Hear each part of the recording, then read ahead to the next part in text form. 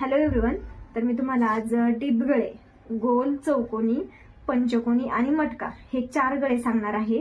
ते कसे ड्रॉ करायचे आहेत. आता हा कॅनव्हास पेपरवरती सांगणार आहे.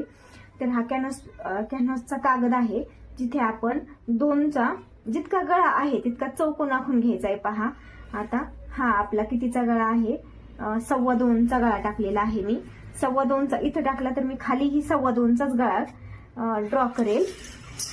ही लाईन आपल्याला एक लाईन करून घ्यायची आहे. पहा त्यानंतर आपल्याला ज्यावेळेस आपण पंचकोनी गळा करतोय, फर्स्ट तुम्हाला पंचकोनी गळा सांगते, त्यावेळेस काय करायचंय, हा जो पॉइंट आहे या पॉइंट पासून आपल्याला तिरप घ्यायचा आहे का, आणि तीच ड्रॉ केलेली लाईन आपल्याला इथपर्यंत घेऊन जायची आहे. आणि तुम्हाला जर इथं आकार लागत असेल तर थोडासा याला असा आकार देऊन घ्यायचा आहे, पॉइंट देऊन घ्यायचा आहे. पहा असं जर केलं तर खूप सुंदर असा तुम्हाला पंचकोनी गळा भेटून जाईल. आता तुम्हाला गोल गळा सांगते. इथंच जे आपण 2.25 इंचचं घेतलेलं आहे, 2.25 इंच वर आपण मार्किंग केलेलं आहे, तिथेच तुम्हाला जितका म्हणजे जास्त डीप लागत असेल तर 3.5 इंच वर मार्किंग करायची आहे. जो वरचा गळा आहे त्या वरच्या गळ्याला काहीही हात न लावता तुम्हाला ही 3.5 इंच वर मार्किंग करायची आहे. आणि त्यानंतर तुम्हाला ही मार्किंग अशा पद्धतीने हा जोडून घ्यायचं आहे.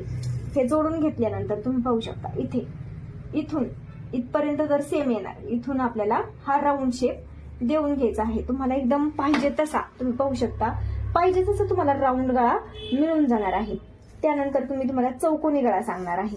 तर डीप चौकोनी गळा कसा घ्यायचा आहे, तुम्ही जे हे 3.5 वर घेतलं आणि जिथं आपण इथं 2.25 वर घेतलं तसं ते घ्यायचं नाहीये, कारण चौकोनी गळा इथं खूप जास्त असतो.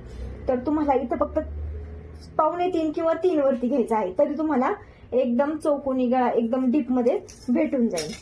तर आपण इथं 3 वरती मार्किंग केलेली आहे आणि ती मार्किंग आपण परत जिथं आपलं 2.25चं माप आहे तिथं जोडणार आहोत.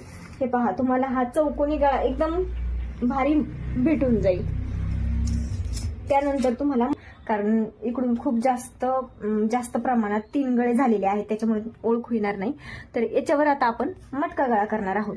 तर आपण आहे असंच इथून 2चं आणि इथून 2चं माप घेतलेलं आहे. त्यानंतर आपल्याला जिथं खालचा भाग आहे तिथून हलक्या हाताने फक्त आकार काढायचा आहे. आणि इथं थोडंसं आतमध्ये जाऊन परत इकडे यायचंय तुम्हाला, म्हणजे हा भाग शोल्डर मध्ये जातो आणि इथं बरोबर आपला आतमध्ये कर्वचा आकार येतो आणि इथं